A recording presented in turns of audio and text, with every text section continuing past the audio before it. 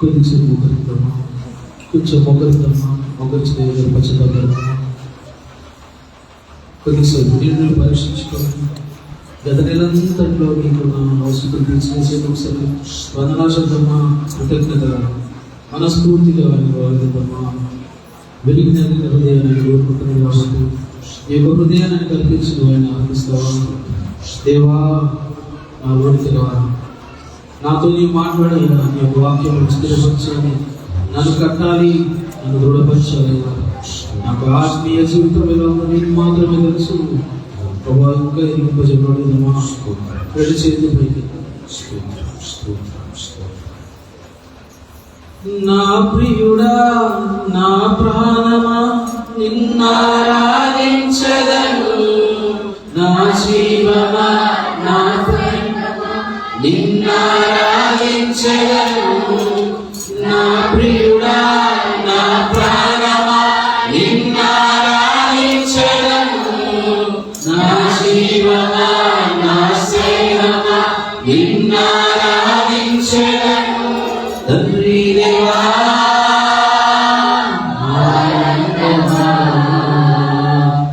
నీ బడిలో నాకు సుఖము. తండ్రి దేవా, ఆనందమా, నీ బడిలో నాకు సుఖము. తండ్రి దేవా, తండ్రి దేవా, నా సర్వం నీవయ్యా. నీవుంటే నాకు చాలు. తండ్రి దేవా, తండ్రి దేవా, నా సర్వం నీవయ్యా. నీవుంటే నాకు చాలు. నీ ప్రేమ వర్ణించుట నా వల్ల కాదయ్యా. నీ కార్యము వివరించుట నా బ్రతుకు సాగదయ్యా.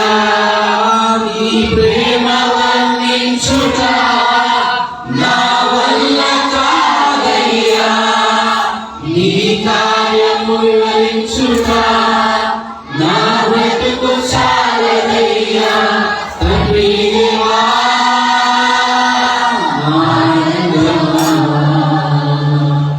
నీ బడిలో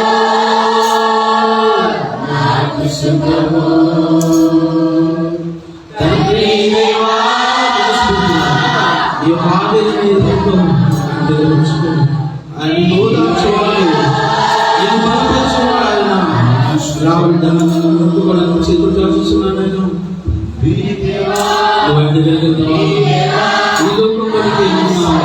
ఆయన ఈ లోకంలో ఎంతమంది కోరుకున్నా ఆ స్వాతంత్రం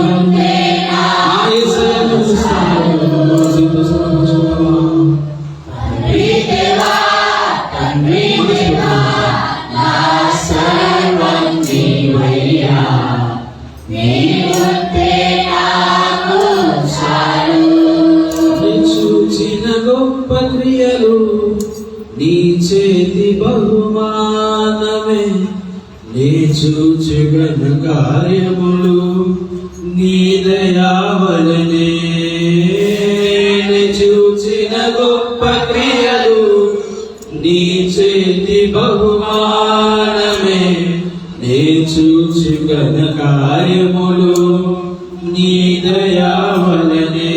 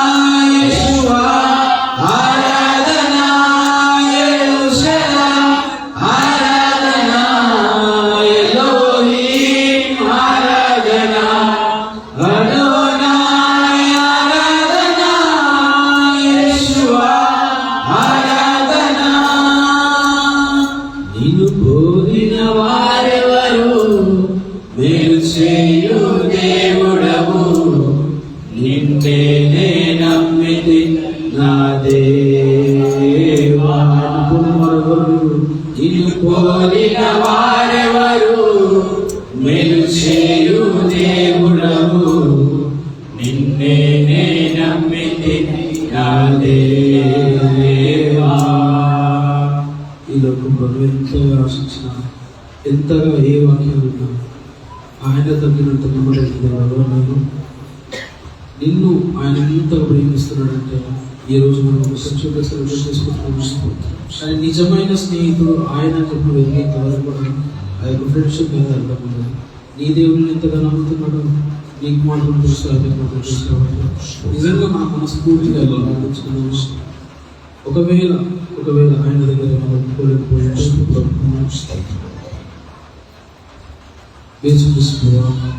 కాచుకోబడుతున్నాము. ఈ ఆరాధనతో పడిన పాడి ఎంతగా స్థితించి సరితూడమైన ప్రభా, ఈ రోజు నేను మనందరికీ చేర్చి నీ బిడ్డగా వచ్చి మా యొక్క ఆరాధన స్వీకరించి విశ్వసిస్తున్నాను. ప్రభా, మా తండ్రి నీవయ్యా, నా యొక్క ప్రియుడు అని చెప్పిన పాటలు పడుతున్నాను, ఏదో చెప్పలేకపోతున్నాను, దయతో క్షమించండి ప్రభా. ఇక్కడున్నంత ప్రభా మంచిగా నేను బయట ఉండలేకపోతున్నాను. నీవు మా పట్ల చేసిన ఉపకారాలు కార్యాలు ఎంతగా ఉన్నాయో ప్రభు మా జీవితంలో మాకు మాత్రం తెలుసు. ప్రభావ నిన్ను ఆరాధనకి ఏదో ఆరాధిస్తూ ఉన్నాను, మనస్ఫూర్తిగా ఆరాధించిన విశ్వాసంతో ప్రభు మా ఆరాధన స్వీకరించండి. ఎరుగుడు శిరాకులు ప్రభు నేను నిత్యం ఆరాధిస్తూనే ఉంటాయినా అనుకూలమైన మమ్మల్ని, అయోగ్యులమైన మమ్మల్ని మా ఆరాధన కోరుకుంటున్నామంటేనైనా మేము ఎంత ప్రత్యేకింపబడ్డామో, ఎంత ప్రత్యేకించబడిన వారమో ప్రభా. నీవు మమ్మల్ని ప్రభావ ఒక క్రియలు మేము చూపిస్తున్నాము ప్రభా. ఇలాగే నేను ఆరాధించుకునే వారికి, ఇలాగే నేను స్థితించే వారికి అనేకమైన ఈవులు కలిగిస్తాను. నేను ఆరాధించుకోవడానికి మమ్మల్ని అందరూ నిలబెట్టాలని చూపిస్తున్నాను. ఆ యొక్క సంఘాన్ని దీవించి ఆశీర్వదించాను ప్రభా. సంఘానికి కావాల్సిన వర్తమానాన్ని మాకు అందజేస్తున్నాను. చాటం కావాల్సిన అనుభవించుకొని ఏ వాక్యం అయితే మాకు తెలిసి, ఏ వాక్యంతో ప్రభావ మేము ఒక విత్తనాన్ని విత్తుతాము ప్రభావ. మేము వెదజల్లు రావాలని సమాజం తెలిసిన మా యొక్క బిడ్డను తెలియజేయండి, మమ్మల్ని సరి చేయండి. కుమారు చేతుల మధ్యనైనా ఎంత గర్భిస్తబడుతుందో, ఎంత సారవంతమైన ఒక పాత్ర ఏర్పరుస్తాడో అలాంటి పాత్రను నింపండి. ఈ యొక్క వాక్యం ద్వారా పాత్రను నింపండి నాయన. తయారు చేసిన నీకు నేను ఎంతగానో స్థితిని చూపిస్తున్నాను. ఈ ఆరాధనంతగా క్షమించమని సమస్త మహిమ గనుక ప్రభావ నీకే చూపిస్తూ ఈ యొక్క కొద్ది స్థుతి ఆరాధనకి సమర్పిస్తున్నాను తండ్రి. ఆమేన్.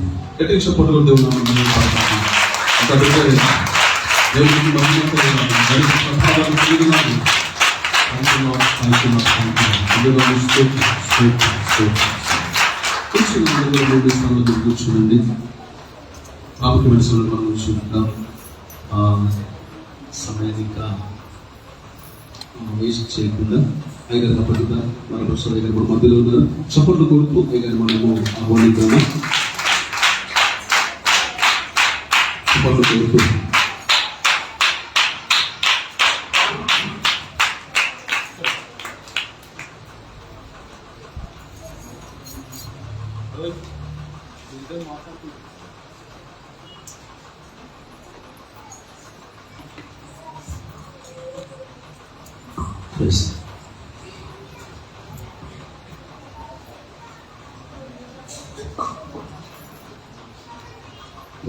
హల్లెలూయా, హల్లెలూయా.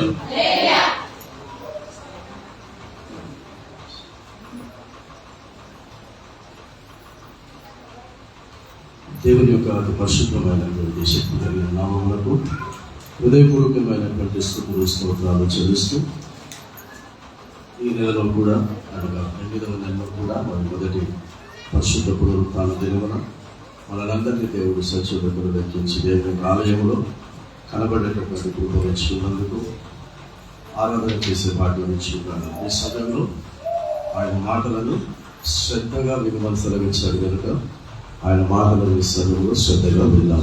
ఎందుకు విందాము? ఎందుకు విందాం? మనం ప్రతిసారి కూడా చెయ్యకూడనటువంటిది మనం వింటూ వస్తూ ఉంటాం. దేవుడు చెయ్యొద్దు అన్నది చేస్తే పాపము అని కూడా మనము ఎక్కువగా వింటూ ఉన్నాం. ఈ రోజున చెయ్యమన్నది చెయ్యకపోతే కూడా పాపమే. దేవుడు చెయ్యొద్దు అన్నది చేసిన పాపమే, దేవుడు చెయ్యమన్నది చెయ్యకపోయినా కూడా పాపమే. సో ఈ రోజున చెయ్యమన్నటువంటి దానిలో నుండి ఒక విషయాన్ని ఈ రోజున జ్ఞాపకం చేసుకుందాం. ఏం చేయమన్నాడు? ఎందుకు చేయమన్నాడు? ఎంతమందికి ఇక్కడ ఉన్నటువంటి వారికి దేవుని చేత ఆశీర్వదించబడాలని ఉంది? దేవుని చేత నేను నా కుటుంబం ఆశీర్వదించబడాలని ఉంది అన్న వాళ్ళు మాత్రమే చేయలేకపోయింది. అయినా ఇంతకుముందు చెప్పాడు, సగం ఎందుకు లేపుతారు, లేకపోతే పూర్తిగా లేకపోతే లేకపోతే పూర్తిగా లేకపోయింది. ఆల్మోస్ట్ అందరు లేపారు కదా. దేవుని చేత ఆశీర్వదించబడాలని మీ అందరికీ ఉంది. రెండవది, ఆశీర్వదింపబడిన మీరు ఆశీర్వాదములకు వారసులుగా ఉండాలని ఎంతమందికి ఉంది? ఆశీర్వాదములకు వారసులుగా ఉండాలని ఎంతమంది ఉంది? మీకు ఎంతమంది వారసులు ఉన్నారు? ఉన్నారు కదా ఇంట్లో? ఆడపిల్లైన వారసులే, మగపిల్లవాడైనా కూడా వారసు. సో మీకు వారసులు ఉన్నప్పుడు, మనము ఆశీర్వదించబడినప్పుడు ఆశీర్వాదములకు మనమే వారసులుగా ఉండాలని దేవుడు కోరుకుంటున్నాడు.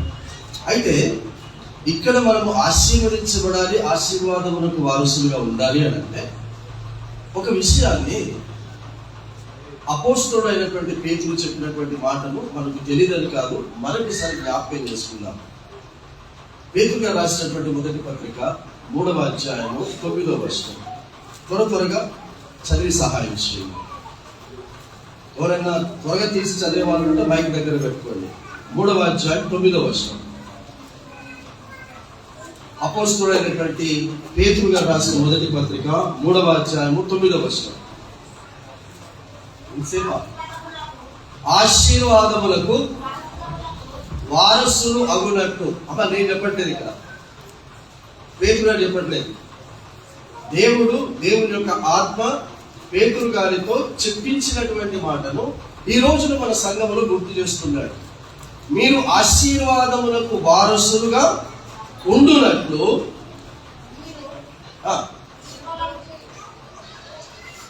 చదువుదా. ఆశీర్వాదములకు వారసులకు పిలువబడితే కనుక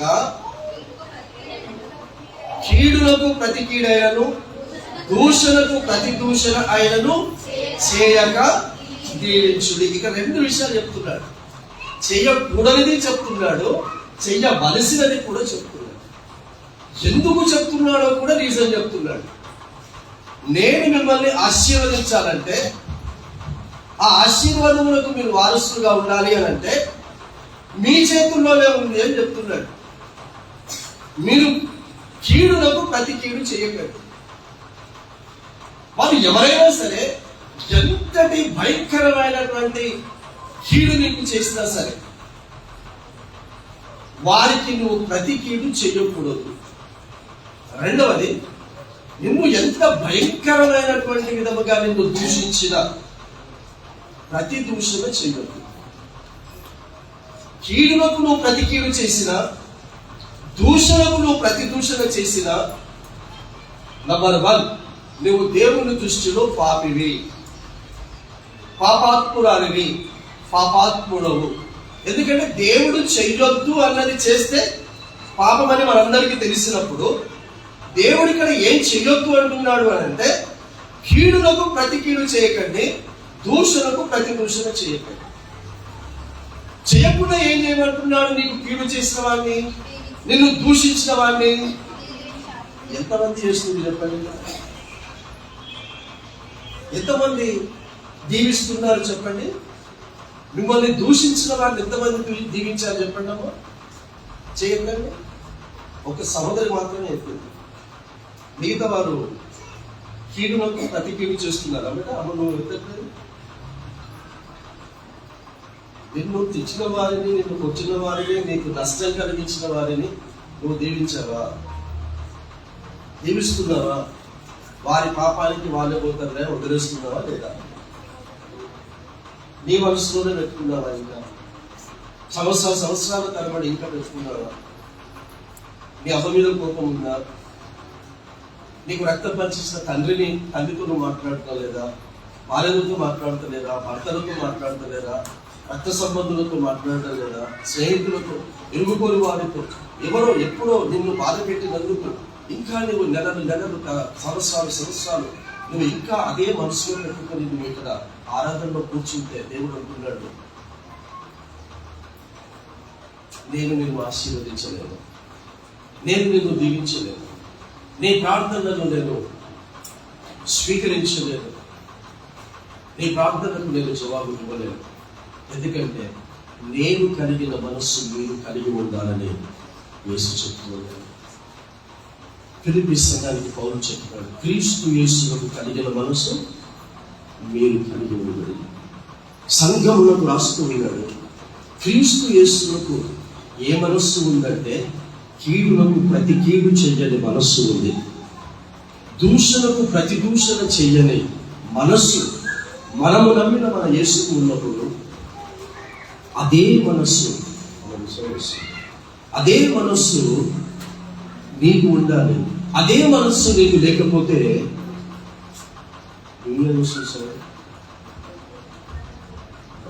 అదే మనస్సు నీకు నాకు మనకు లేకపోతే మనము దేవుని పిల్లలము కాదు.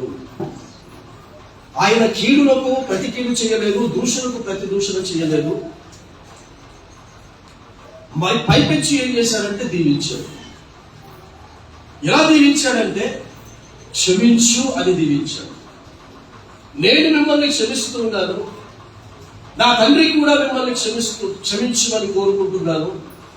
కాబట్టి నా తండ్రి క్షమిస్తున్నాడు, నేను క్షమిస్తూ ఉన్నాను గనక మీరు కూడా క్షమించండి అని అన్నాడు. అది మనము ఆశీర్వదించబడటానికి చెప్పాడు బిడ్డ. మనం ఆశీర్వాదములకు వారసుగా ఉండటానికి చెప్పాడు. నీ రాబడితో నువ్వు సుఖంగా బ్రతకటానికి, నీకు ఏది కొద్దిలో ఉందో ఆ కొద్దిలో ఉన్నది నువ్వు సుఖంగా, సంతోషంగా, ఆరోగ్యంగా, దీర్ఘమైన తృప్తితో అనుభవిస్తూ ఉండగా మిగులు కూడా ఉండడానికి చెప్పాడు బిడ్డ. నీ గొప్ప లాభం కొరకు, నీ గొప్ప మేలు కొరకు దేవుడు చెప్తే ఎందుకు మీరు పదవి పెట్టుకుంటారు? ఎందుకు మీకు ఇతరుల మీద ద్వేషం? వద్దు. యేసుక్రీస్తు నేర్పించినటువంటి ప్రార్థన నీరు తాగినట్టు చెప్పేస్తారు చాలా మంది. ఏ ప్రార్థన నేర్పించాడు మీ అందరికీ తెలుసు కదా. ఏంటది? పరలోకమందున్న, అదేదో నాకు కంటలో రాదు, మీకు వస్తే మరి మీరు చెప్పండి. పరలోకమందున్న మా తండ్రి నీ నామ పరిశుద్ధ వర్షపడం కాక అంతదాకా వస్తుంది, దాని తర్వాత రాదు, మళ్ళీ చివరిలో వస్తుంది. ఏంటి అంటే మేము ఆ ప్రార్థనలో మనమే చెప్తున్నాం, అబ్బా మేము మా రుణస్థులను క్షమించి ఉన్న ప్రకారం, నాకు కీడు చేసిన వారిని నేను క్షమించి ఉన్న ప్రకారం, నాకు నష్టం కలిగించిన వారిని నేను క్షమించి ఉన్న ప్రకారము నువ్వు నన్ను క్షమించుము అని మనం ఆ ప్రార్థనలో చేస్తున్నాం. 6వ అధ్యాయం 14వ వచనం చదవబడిన మత్తయి సువార్త 6వ అధ్యాయం 14వ వచనం. త్వరగా 6:14.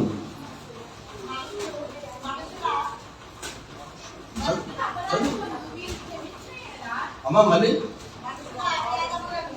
మనుష్యుల అపరాధములను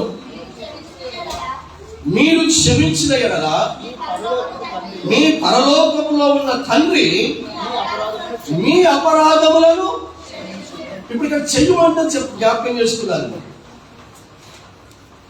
అక్కడ చెయ్యొద్దు అన్నది జ్ఞాపకం చేశాను, పేతురు గారి ద్వారా చెయ్యమన్నది జ్ఞాపకం చేశాను. ఇక్కడ చెయ్యమన్నది జ్ఞాపకం చేస్తున్నారు. ఈ మాట ఎవరు చెప్పింది? నువ్వు నేను నమ్మిన మన యేసు చెప్పింది. మీరు మనుష్యుల అపరాధములను క్షమిస్తే పరలోకములో ఉన్న మీ తండ్రి మీ అపరాధములను క్షమిస్తాడు. నేను దేవుని చేత క్షమించబడినటువంటి వ్యక్తిగా, క్షమించబడినటువంటి క్రైస్తవ విశ్వాసురాలిగా ఈ సంఘములో దేవుని దృష్టిలో నేను కనబడాలంటే నేను అందరినీ క్షమించే మనసు ఉండాలి. అందరినీ చెప్తున్నాను. అన్నీ నీకు ఎంత భయంకరమైన నష్టం చేసినా సరే, నిన్ను ఎంత అనరాని మాట అన్నప్పటికీనైనా నువ్వు క్షమిస్తేనే దేవుడు నిన్ను క్షమిస్తాడు. దేవుడు నిన్ను పరిశుద్ధురాలు, పరిశుద్ధుడు అని పిలుస్తాడు. మనుష్యులు నిన్ను క్రైస్తవులు అని పిలుస్తారు. కానీ దేవుడు క్రైస్తవులు అని పిలిపించుకోవడానికి ఇష్టపడటం లేదు. దేవుడు మనల్ని ఏమని పిలిపించుకోవాలని ఇష్టపడుతున్నాడంటే పరిశుద్ధులు అని పిలిపించుకోవడానికి ఇష్టపడుతున్నాడు. మీరు క్రైస్తవులను పిలిపించుకోవడానికి కనుక ఈ యొక్క మందిరంలో సంఘ సభ్యులుగా ఉంటే దయచేసి ఈ రోజున ఆ క్రైస్తవులు అని పిలువబడుతున్నటువంటి ఆ ముసుగులో నుంచి పరిశుద్ధులు అని పిలిపించుకునే స్థాయికి మీరు ఎదగండి. ఆయన ఒక మాట చెప్తాడు, నేను పరిశుద్ధులను గనక దీనికి నిలబడి వాక్యం చెప్పాల్సిన అవసరం కూడా లేదు, హాయిగా చెప్పాల్సిన వాక్యం కూడా లేదు, అవసరం లేదు. మీరు చెప్పేస్తున్నారు, మీ వాక్యం తెలియదని మీరే చెప్తున్నారు. నేను పరిశుద్ధులను గనక గట్టిగా, మీరు క్రైస్తవులు అయ్యుండి, మీరు యూదులు అయ్యుండి, మీరు ఇశ్రాయేలులు అయ్యుండి, మీరు పాస్టర్లు అయ్యుండి అన్నాడా? లేదు. పాస్టర్ అయినా, విశ్వాసులైనా, యూదులైనా, ఇశ్రాయేలైనా, క్రైస్తవులైనా, క్రైస్తవేతరులైనా సరే, ఎవరైనా సరే ఆయన కలిగి ఉన్న పరిశుద్ధతతో పరిశుద్ధులై ఉండుడి. పరిశుద్ధులు ఎవరు అని ఈ రోజున మనము నమ్మిన మన దేవాది దేవుడు పరిశుద్ధాత్ముడు మనకు తెలియజేస్తున్నాడంటే, ప్రతి వారిని మీరు క్షమిస్తే, తద్వారా నేను మిమ్మల్ని క్షమిస్తే మీరు పరిశుద్ధులు అవుతారు. ఇప్పుడు మీరు చెప్పండి, ఎంతమంది దేవుని చేత క్షమించబడినటువంటి వారుగా ఇక్కడ ఉన్నాం చేయలేమండి?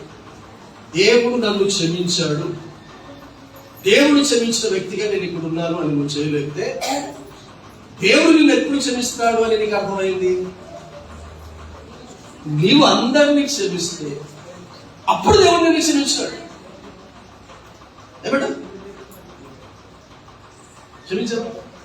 క్షమించావు అంటే అర్థం ఏంటి? క్షమించావు అంటే అర్థము వారితో నువ్వు అన్యోన్యంగా బ్రతకాలి.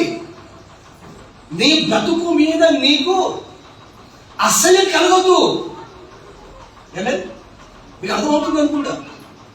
ఇప్పుడు నా భార్య నన్ను భయంకరంగా ఇబ్బంది పెడుతుంది, ఇంట్లోకి వెళితే చాలు, ఇంట్లోకి వెళ్ళగానే కనీసం కూర్చోడానికి కూడా సమయం ఇవ్వకుండా ఏదో ఒకటి అంటూనే ఉంది.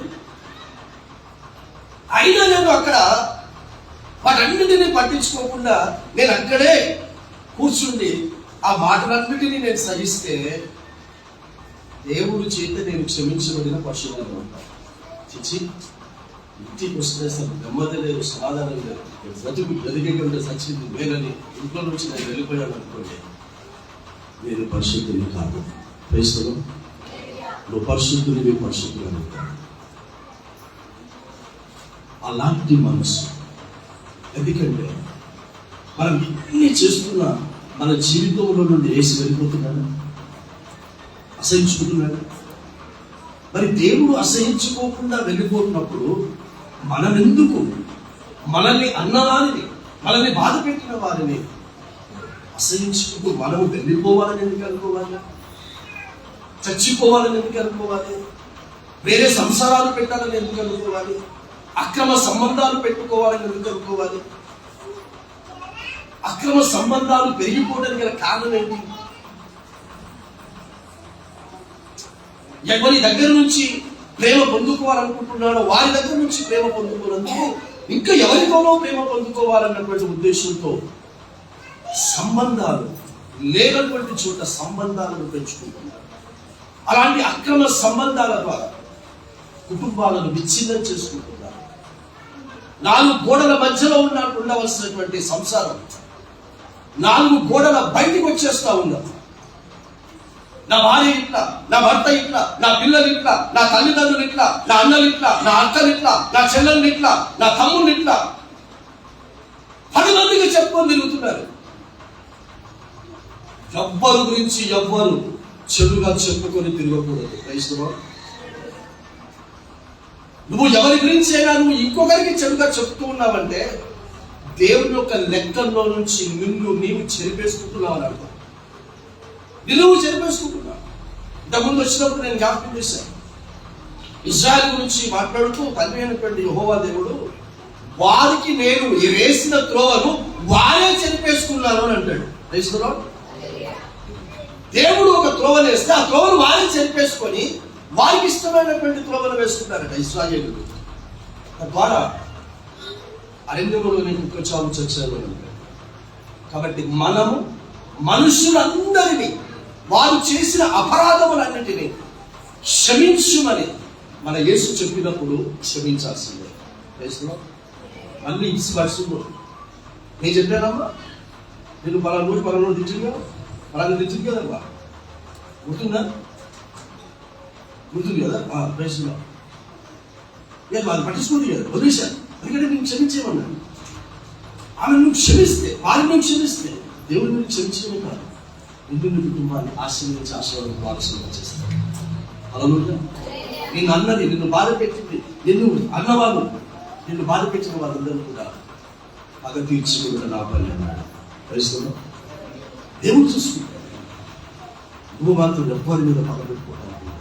రెండో విషయం, యేసు చేత అమితంగా ప్రేమించబడినటువంటి యోహాను గారు పత్రికలు రాస్తూ మొదటి పత్రిక 1వ అధ్యాయం 9వ వచనంలో ఏమంటున్నాడు చూడండి. 1వ అధ్యాయం 9వ వచనం, యోహాను గారు రాసిన మొదటి పత్రిక. పురుషుడు తీసి చదవడు కదా, అంత దూరం చదువుతుందో నాకు వినబడలేదు. 3వ అధ్యాయం 9వ వచనం,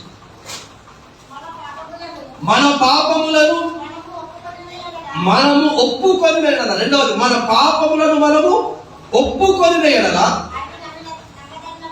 ఆయన మనకు నమ్మదగిన వాడును నీతిమంతుడును గనుక ఆయన మన పాపములను క్షమించి సమస్త దుర్నీతి నుండి మనల్ని పవిత్రులుగా చేయు. రెండవది ఏం చేయమంటున్నాడు మనల్ని? రెండవది ఏం చేయమంటున్నాడు? మొదటిదేమో చెయ్యొద్దు అన్నది చెప్తూ చేయమన్నది చెప్పారు. ఏది? కీడులకు ప్రతి కీడనైనను దూషణకు ప్రతి దూషణైన చేయక దీవించారు. ఇది మొదటిది. రెండవది, మనుషులందరి అపరాధములను క్షమించండి, అప్పుడు పరలోకంలో ఉన్న తండ్రి మనల్ని క్షమిస్తారు. ఇప్పుడు మూడవది ఏం చేయమంటున్నాడంటే మన పాపములను ఒప్పుకోమన్నాడు. క్రైస్తవులు మన పాపములను ఒప్పుకోమన్నాడు. ఇప్పుడు ఎవరికైనా కంప్లైంట్ చేస్తారు. మా ఇంట్లో 2 మనవరాలు ఉన్నారని చెప్పారు.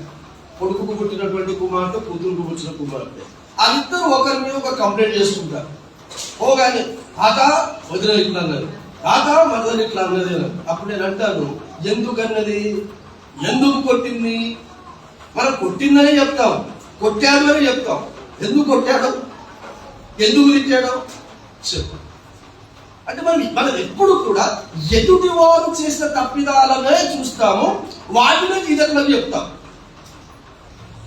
కానీ ఇక్కడ దేవుడు ఏమంటున్నాడంటే మనము నమ్మిన మన యేసయ్య చేత ప్రేమించబడిన యోహాను గారి ద్వారా పరిశుద్ధాత్మ దేవుడు ఏం చెప్పిస్తున్నాడంటే ఎవరి పాపములో సంగతి తర్వాత, ఎవరి తప్పులో సంగతి తర్వాత, ఎవరి పొరపాటు సంగతి తర్వాత, ముందు మీ తప్పులను, మీ పొరపాట్లను, మీరు చేసిన పాపములను మీరు ఒప్పుకోండి. క్రైస్తవం.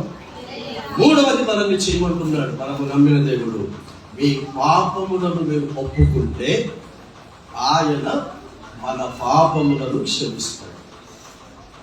ఇప్పుడు ఏ పాపములు ఒప్పుకోవాలి అంటే, కీడులకు ప్రతి కీడు చేస్తున్నావు చూడు, ప్రభువా నేను కీడులకు ప్రతి కీడు చేసి పాపము చేశాను, నన్ను క్షమించు. ఇక మీదట నేను కీడుకు ప్రతి కీడు చేయను. దూషణ ప్రతి దూషణ చేసి నేను పాపము చేశాను, దయచేసి ఆ పాపమును క్షమించు. మరలా నేను దూషణకు ప్రతి దూషణ చేయను. అందరినీ నేను దీవిస్తాను, అందరినీ నేను క్షమిస్తాను. దయచేసి ఇలాంటి పాపములన్నిటిని నువ్వు నన్ను క్షమించు అంటే ఆయన నిన్ను క్షమిస్తాడు. అలా కాకుండా అందరి పాపాలను వేరెత్తి చూపిస్తూ చూపిస్తూ చూపిస్తూ నీ పాపముల గురించి, నీ దోషముల గురించి నువ్వు పట్టించుకోకపోతే నువ్వు దేవుని చేత క్షమించుకోవాలి. ఆయన పాపములను క్షమించడానికే శిలువలో కార్చాడు రక్తం. ఎవరి పాపములను? ఒప్పుకున్న వారి పాపములను. తెలుస్తున్నావు? నేను పాపిని ప్రభువా, అలా ఒప్పుకుంటే కాదు. అలా రాశాడమ్మా ఇప్పుడు నువ్వు చదివిందాక అమ్మా, మనము పాపులము అని ఒప్పుకొనిన ఎడలా అని ఉందా? మన పాపములను ఒప్పుకొనిన ఎడలా ఉందా? పాపములను, ఏం పాపం చేశావో, ఏం అపరాధం చేశావో, ఎవరికి నష్టం చేశావో, ఎవరికి కీడు చేశావో, ఎవరి గురించి నువ్వు తప్పుగా మాట్లాడావో అది ఒప్పుకో దేవుని సన్నిధిలో. అప్పుడు దేవుడు మనల్ని క్షమిస్తాడు. ఇక 4వది ఎఫెసీయులకు రాసిన పత్రిక 4వ అధ్యాయము 32వ వచనంలో ఏమంటాడో త్వరగా చూడండి. అపోస్తలుడైనటువంటి పౌలు ఎఫెసీ సంఘానికి రాసినటువంటి పత్రిక 4వ అధ్యాయం 32వ వచనం. ఒకరి ఎడల ఒకడు దయ కలిగి కరుణా హృదయుడై క్రీస్తునందు దేవుడు మిమ్మల్ని క్షమించిన ప్రకారము మీరును ఒకరిని ఒకరు క్షమించుడి. చదవడా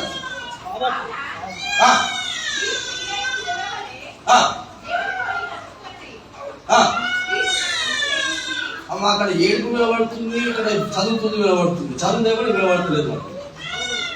అమ్మ, మనల్ని ఏం కలిగి ఉండమంటున్నాడు? 4వది, అందరి ఎడల దయ కలిగి ఉండుడి. క్రైస్తవుడు, నీ దేవుడు దయగలిగిన దేవుడు అని చెప్తాం కదమ్మా. దేవుడు దయామయుడు. ఇంకోటి చెప్పాడు అక్కడ, అందరి ఎడల దయ కలిగి ఉండడి, మీ హృదయము కరుణ హృదయము కలిగి ఉండేటట్టుగా చూసుకోండి. ఆయన కరుణామయుడు అయితే మన హృదయము కూడా కరుణ కలిగిన హృదయముతో ఉంటుంది. అందరి ఎడల దయ చూపించండి. నీకు ఇష్టమైన వారి మీద దయ చూపిస్తే ఏం ప్రయోజనము? నీకు ఇష్టం లేని వారి మీద దయ చూపించండి. నిన్ను కొట్టిన వారిని, నిన్ను ఇబ్బంది పెట్టిన వారిని, నిన్ను అవమానపరిచిన వారిని, నిన్ను నిందించిన వారిని మీద నీవు దయ చూపించుకుంటున్నాడు. వారి ఎడల నీవు కరుణా హృదయము కలిగి ఉండమంటున్నాడు. తండ్రి నన్ను క్షమించిన ప్రకారము వారిని క్షమించుమని అపోస్తలుడైనటువంటి పౌలు ద్వారా ఎఫెసీ సంఘానికి చెప్తున్నాడు. ఇది సంఘమా కాదా? ఏ సంఘం ఇది? అమ్మా, ఈ సంఘానికి అయ్యగారి ద్వారా ఏం పేరు పెట్టాడు? నువ్వు పోయిందా? నువ్వు చెప్తలేదు. ఆ రోజు ఎఫ్ఎస్సి సంఘం అన్నాడు. ఆ రోజు ఇప్పుడు నెక్స్ట్ వచ్చేది కొలస్సి. అలా అన్ని సంఘాలకే రాస్తున్నాడు, సంఘస్థులకే రాస్తున్నాడు.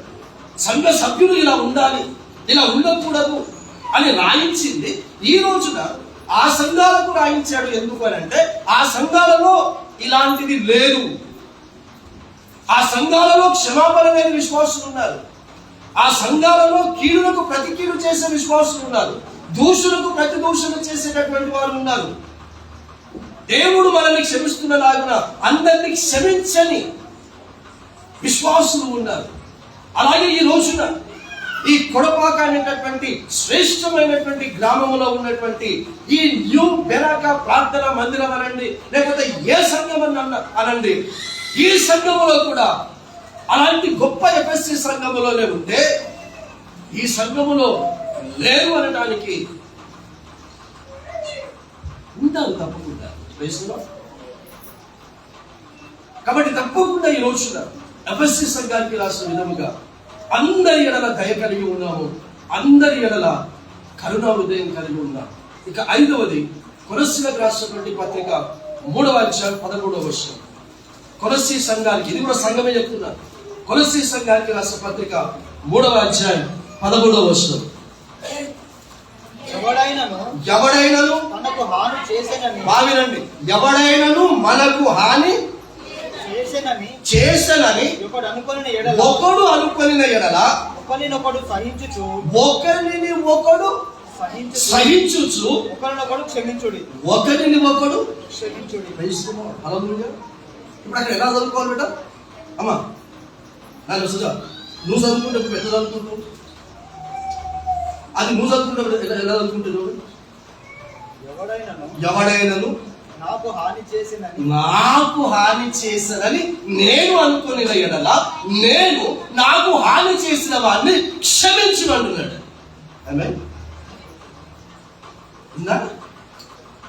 అలాగే ఇది చేయమన్నాడు. ఇది చేయకపోతే నువ్వు పాపివి, పాపాత్మురాలమైన క్రైస్తవుడివి, క్రైస్తవురాలివి, పరిశుద్ధురాలివి, పరిశుద్ధ క్రైస్తవురాలివి కాదు. బాప్తిస్మం తీసుకోవడానికి బాప్తిస్మం ఇచ్చి యోహాను దగ్గరికి వస్తే బాప్తిస్మము తీసుకోవడానికి వచ్చిన వారిని సర్ప సంతానం అన్నాడు.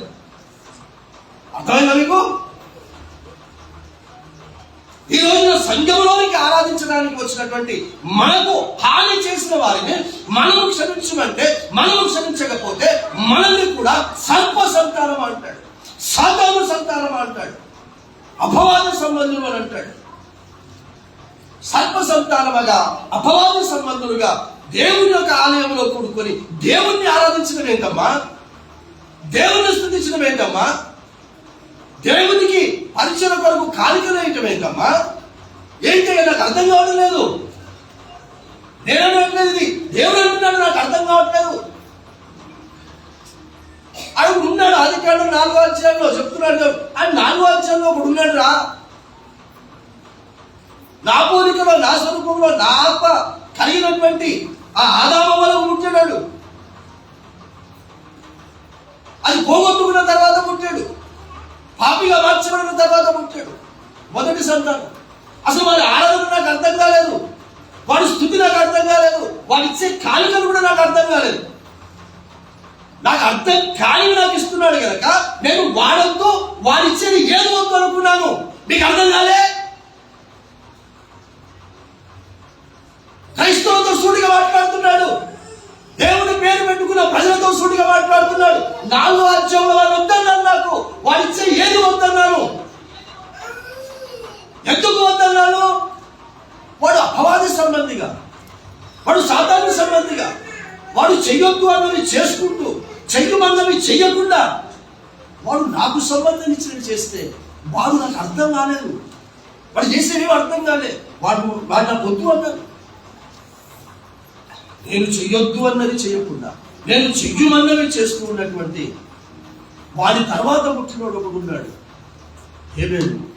వాడు నాకు కావాలన్నాడు. క్రైస్తవ వాడు ఇచ్చే ప్రతిదీ నాకు కావాలన్నాడు.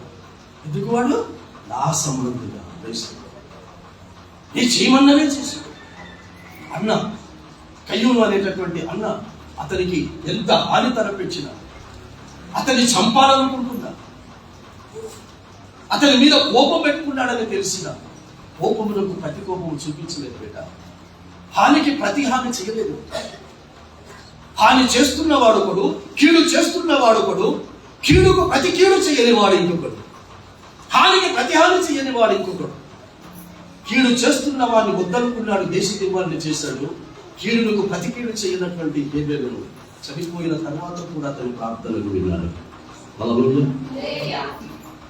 అర్థమవు చాలే? నీకు అర్థం అవ్వట్లేదా?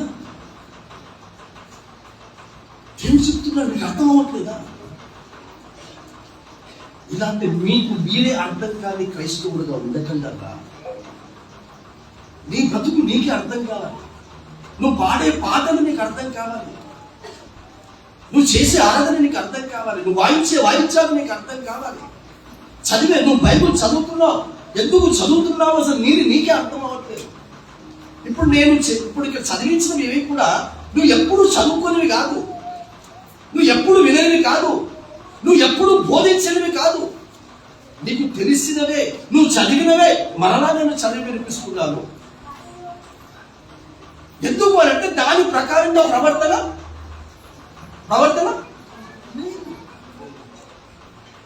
కాబట్టి కొలస్సీలకు 3:13 ఈ మాట చెప్పి 6వ విషయంలో లూకా సువార్త 6వ అధ్యాయంలోకి రండి. లూకా సువార్త 6వ అధ్యాయము 37వ వచనమును చదవండి బిడ్డ. 6వ అధ్యాయం 37వ వచనం. కాబట్టి గవ్వలికి కూడా తీర్పు, చెప్పండి, గవ్వలికి కూడా తీర్పు తీర్చమన్నాడా, తీర్పు తీర్చకూడదు అన్నాడా? పంచాయతీలు వెళ్తాము ఏమిట. ఇప్పుడు అయ్యారు నేను నా భార్య ఇద్దరం వచ్చి అడిగారు, నేను నా భార్య ఇద్దరం వచ్చి నా భార్య మీద నేను కంప్లైంట్ చేసింది, నా మీద నా భార్య కంప్లైంట్ చేసింది. కంప్లైంట్ చేస్తే ఆయన ఏం చేయాలి? ఇప్పుడు మీరు గొడవపడ్డది నోటు గొడవపడ్డారు, మీరు ఏమైనా చేసుకుంటారు. ఎందుకంటే అయ్యగారికి చెప్పాడు మీరు ఎవరికి తీర్పు తీర్చు. నేను చెప్పింది ఆయన తెలుసు, మా భార్య చెప్పింది ఆయన తెలుసు. అస్సలైంది ఏంది ఆయన తెలుసు. అస్సలైంది ఎవరికి తెలుసు? హల్లెలూయా. ఆయన తెలుసు, నీకు తెలుసు. భర్త ఎందుకు ఇట్లా ప్రవర్తిస్తుందో, భార్య ఎందుకు అట్లా ప్రవర్తిస్తుందో, ఆ ప్రవర్తనకు గల అసలైనటువంటి కారణం ఏంటో ఆయన తెలియదు. నేను ప్రవర్తిస్తున్నది నేను చెప్పాను, నా భార్య ఎలా ప్రవర్తిస్తుందని నేను చెప్పాను. ఆవిడ గారు నేను ఇలా ప్రవర్తిస్తున్నాను చెప్పింది కానీ కాదు. అది తెలియకుండా ఇక మా ఇద్దరికి తీర్పు తీసింది అనుకో, ఆయన కూడా ఏమంటాడు?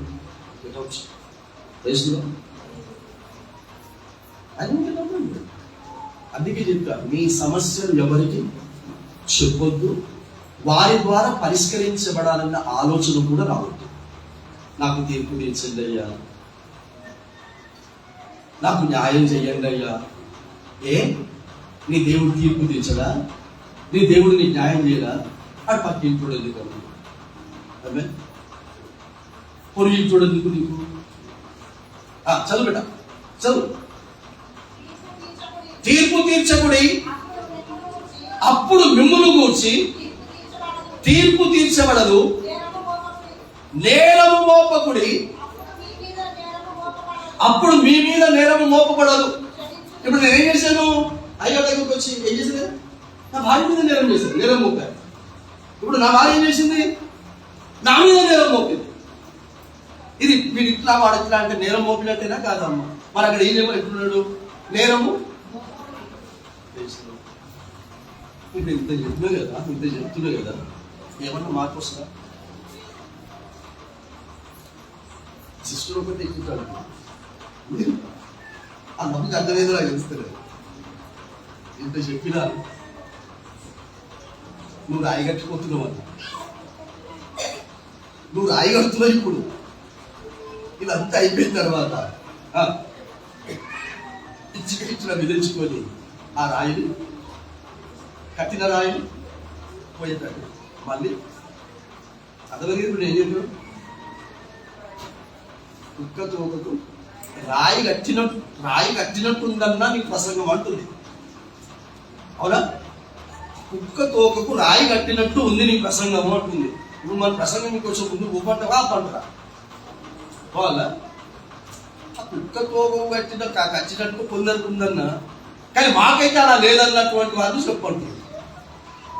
ఇప్పుడు పరిశుద్ధ గ్రంథంలో ప్రవక్తల గ్రంథానికి ఏం చెప్తాడంటే, వాళ్ళు వింటారు అని నిన్ను పోయి చెప్పని చెప్తలేను, వాళ్ళు వినరు అని తెలిసే పోయి చెప్పంటుందని చెప్తాడు. ఇర్మియా కానీ, హెచ్కేల్ కానీ, అమోస్ కానీ ఏ ప్రవక్తకు పోయి చెప్పన్నా వాళ్ళు వింటారు బాగుపడతారని పోయి చెప్పని చెప్తలేను, వాళ్ళు వినరనే చెప్పంటున్నాను అని అంటాడు. వాడు వినరని చెప్పి ఎందుకు చెప్పంటున్నావు అని అంటే, నాకు తెలియదు అని రేపు అనొద్దు. వాళ్ళు క్రైస్తవం వాళ్ళు తెలియదు. వాళ్ళు నేను శిక్షించేటప్పుడు, వాళ్ళు నరకంలో పంపించేటప్పుడు నాకు తెలియదు అనొద్దు. అయ్యో, కీడులకు ప్రతి కీడులకు ప్రతి కీడు చేస్తే, దూషణకు ప్రతి దూషణ చేస్తే కూడా పాపం అని నాకు తెలియదయ్యా, తెలుసుంటే నేను చేయకపోతున్నాను నువ్వు రేపు అనే అవకాశం లేకుండా చెప్పుమని చెప్తాడు. చదువునా, ఎవరి మీదను నేరము మోపకుడి, అప్పుడు మీ మీద నేరము మోపబడదు. క్షమించుడి, క్షమించబడదురు గాక. ఇయ్యుడి, రాకముందు అదే చెప్తుంది. ఇయ్యుడి అదే కదా చెప్పింది అమ్మ, అదే కదా. ఎవరు తీయమన్నాడు? నీవేమన్నాడు? ఎవరిది? దేవునికి ఎనికి నీకేం నొప్పి? నీదేమన్నాగా? ఇయ్యుడి నాకు ఇయ్యండి, మరలా తీసుకోండి అంటుంది దేవుడు. ఇయ్యండి, తీసుకోండి. ఇయ్యుడి, మీకు ఇయ్యబడు. కాబట్టి తిరిగి దేవుడికి ఇయ్యాలి అని అంటే మనం ఏం చేయాలి చెప్పాలి. మనం ఏం చేయాలి? క్రైస్తవులో ఇప్పుడు ఎవరికి ఇవ్వాలి? ఇక అది ప్రసంగం చేయాలి. ఇది చెప్పి విధానం వచ్చేస్తుంది. ఇక మీరు ఇస్తే ఇవ్వండి, ఇవ్వకపోతే ఆయన తిరిగి ఇవ్వాలంటే మీరు ఇవ్వాలి. అక్కడ ఆ ఇల్లుడు మీకు ఇవ్వబడును. చదువు అమ్మా. అనచి కుదించి ఆ, ఆ, ఆ. మీరు ఏ కొలతలో మీరు కొలుస్తారో అదే కొలతలో కొలవడతారు. క్రైస్తవులో నువ్వు ఏ కొలతతో తీసుకొచ్చిస్తావు, ధాన్యమే కదమ్మా, ధాన్యమే కదా కొలిసి తీసుకొచ్చి ఇచ్చేది, అంతేనా? ఇప్పుడు 50 కిలోల సంచిలో ఓ 50 కిలోల సంచి బియ్యం సంచి ఇవ్వాలి అనుకో, ఆ సంచి మాత్రం 50 కిలోలే, అలా 40 కిలోలే ఉన్నాయి. ఇంటికి తీసుకొచ్చినాక వెయిట్ చేస్తే 40 ఉంది, వాయి చేస్తే 50 ఉంది, నేను చేసుకుంటేనేమో 40 ఉంది.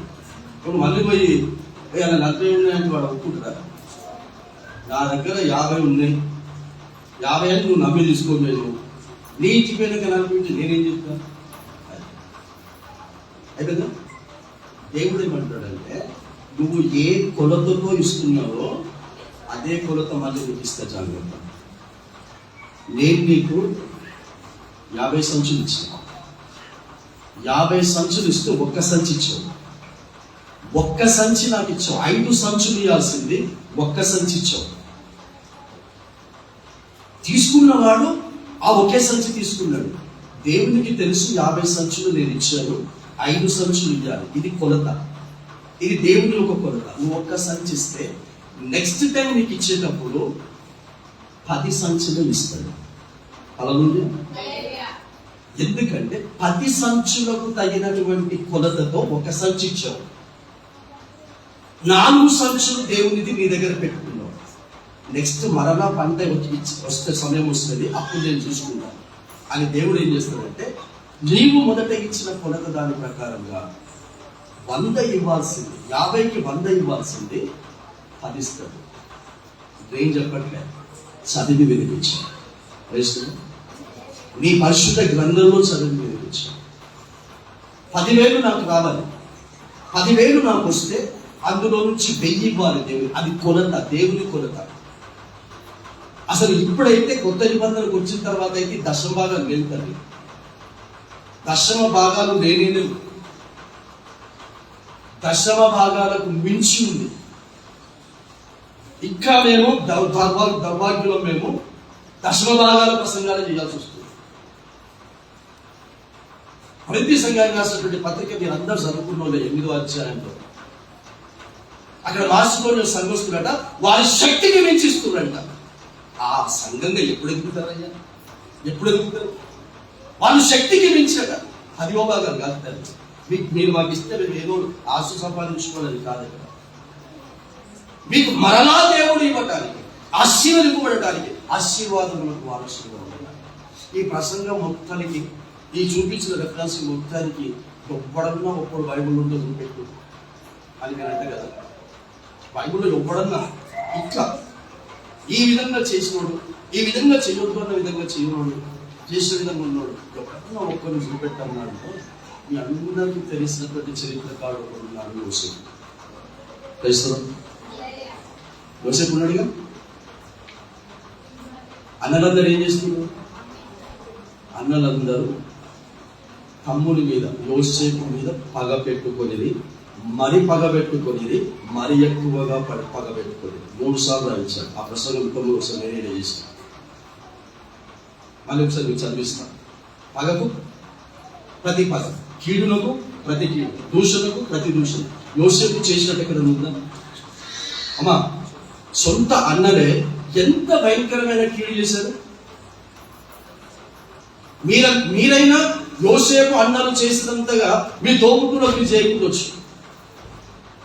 అంత హీనాతిహీనంగా ఒంటి మీద కూడా బట్టలు లేకుండా బట్టలు తీసేసి ఒక బానిసగా అమ్ముతున్నారు అన్నలు.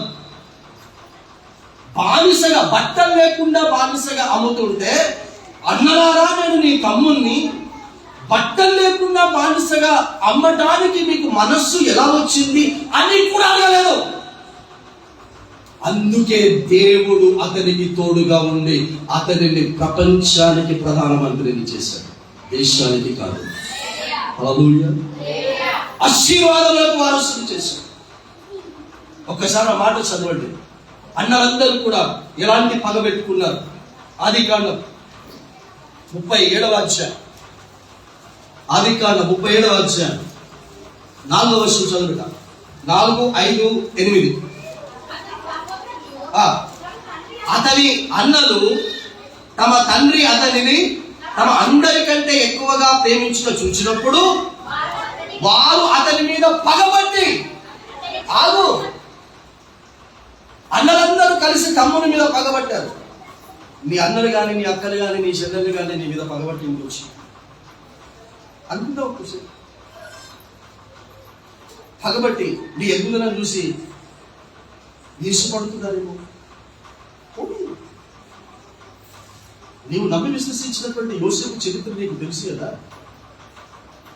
అక్కడ అన్నలందరూ తమ్ముడి మీద పగబెట్టుకుంటే ఆ తమ్ముడు ఎలాంటి ప్రవర్తన చూపించాడో ఆ ప్రవర్తన చూపించండి చాలు. మిగతా దేవుడు నేను అంచెలంచెలుగా తీసుకెళ్లే విధంగా తీసుకెళ్తాడు. నెక్స్ట్ వర్షం 5వ వర్షం. యోసేపు ఒక కల కని తన సహోదరులతో అది తెలియచెప్పగా వారు అతని మీద మరీ పగబట్టిరి. పగ పెరుగుతుందా తగ్గుతుందా? ఆవిడ నీ మీద, ఇతరులు నీ మీద పెరుగుతుంది. పెరగని అమ్మ నీ మీద ఇతరులు, నీ కుటుంబస్తులే కావచ్చు, నీ బంధువులే కావచ్చు, నీ సంఘస్తులే కావచ్చు, ఇక్కడ పెరుగుతున్న విధంగా పెరగని నీ మీద. నువ్వు ధన్యురాలివి. క్రైస్తవ ఎంతమంది నీ మీద పగ పెంచుకుంటూ ఉంటుంటే నువ్వంత ధన్యురాలి బిడ్డ. వాటన్నిటిని నువ్వు సహిస్తే, వాటన్నిటిని మౌనంగా నువ్వు భరిస్తే. 8వ వర్షం.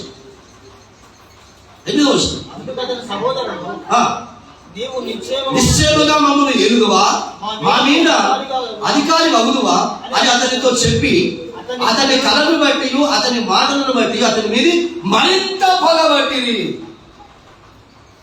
హల్లెలూయా. ఇది చదువుకుంటుంటే ఒకవేళ పగ పట్టినటువంటి స్థితిలో ఉన్నావో, లేదా ఎవరైనా పగ నీ మీద పెంచుకుంటే సహిస్తున్న వ్యక్తిగా ఉన్నావో, ఒకవేళ నువ్వే పగ పెట్టుకుంటే ఆ అన్నలకు పట్టిన పడుతుంది. ఎవరైనా నీ మీద పగబట్టితే నువ్వు వాటన్నిటిని కూడా సహించి భరిస్తే యోసేపును దేవుడు ఆశ్రయించే విధంగా ఆశ్రయిస్తాడు. ఇక్కడ మాత్రమే కాదు కదా, ఇక్కడ భరించాడు, సహించాడు. అమ్మబడుతున్నప్పుడు వాళ్ళ దగ్గర భరించాడు, పోతీఫరు ఇంట్లో భరించాడు, సహించాడు, చెరసాలలో భరించాడు, సహించాడు. చివరికి అంతటా కరువు వచ్చింది. ఈయన పగబెట్టుకున్న వాళ్ళకు తిందామన్నా కూడా తిండి దొరకకుండా దేవుడు చేసి ఎవరి మీద అయితే పగబెట్టుకున్నారో వాళ్ళ దగ్గరికి వెళ్ళి